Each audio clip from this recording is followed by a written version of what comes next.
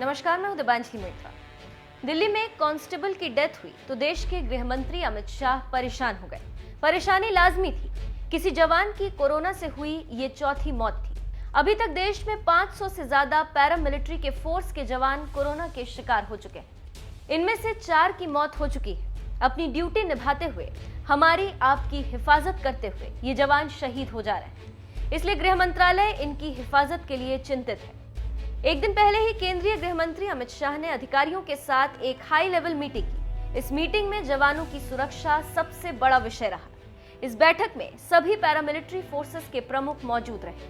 अभी तक बीएसएफ में 225 जवान कोरोना पॉजिटिव हो चुके हैं। 2 जवानों की मौत भी हो चुकी है।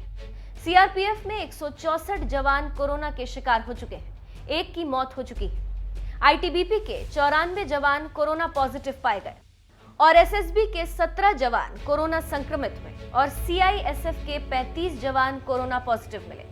अमित शाह या गृह मंत्रालय की चिंता इसलिए भी बहुत बड़ी हो गई क्योंकि कोरोना संक्रमित ज्यादातर जवानों में एसिम्प्टोमेटिक केस मिले, मतलब कोरोना का कोई लक्षण नहीं था और ये जवान अचानक बीमार पड़ गए। अमित शाह ने इस मीटिंग में पैरामिलिट्री फोर्स के सभी प्रमुखों से एक ही सवाल पूछा कि जवानों की हिफाजत के लिए उनके पास क्या प्लान है। लंबी चली इस मीटिंग में जवानों की सुरक्षा के लिए कुछ खास प्लान तैयार किए गए और गृह मंत्री ने उन पर जल्द से जल्द अमल करने की सलाह दी। देश में सेंट्रल आर्म्ड फोर्सेस की हिफाजत कैसे होगी और वो कौन से प्लान हैं जिसको सरकार अमल में लाने जा रही है, आप देखिए। नंबर 1, सबसे पहले इन जवानों की हेल्थ हिस्ट्री निकाली जाएगी। हेल्थ हिस्ट्री का मतलब उनके फिटनेस का रिकॉर्ड। जो सबसे ज्यादा फिट दिखेगा फ्रंटलाइन पर उसी की तैनाती की जाएगी।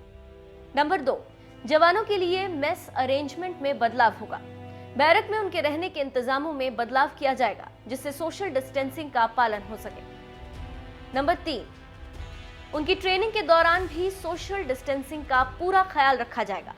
इन जवानों को कोरोना से बचाव के तरीके बताए जाएंगे, उनकी ट्रेनिंग भी दी जाएगी। नंबर 4, इन जवानों की उम्र के हिसाब से भी तैनाती की जाएगी, मतलब जिसकी उम्र जितनी कम हो वो फ्रंटलाइन पर जाएगा।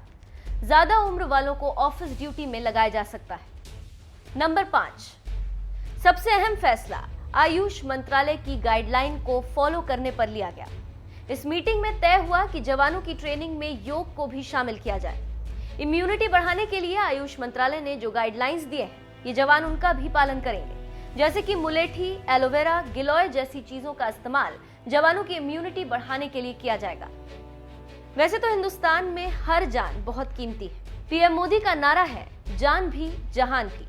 संकट की इस घड़ी में सरकार इसी लाइन पर चल रही है, लेकिन फ्रंट लाइन पर रहकर लोगों तक मदद पहुंचाने वाले और सीमा पार से आने वाले दुश्मनों से भी लड़ाई लड़ने वाले जवानों की हिफाजत भी बहुत जरूरी है। और अमित शाह का प्लान कामयाब रहा तो अब एक भी जवान की जान कोरोना की वजह से नहीं जाएगी।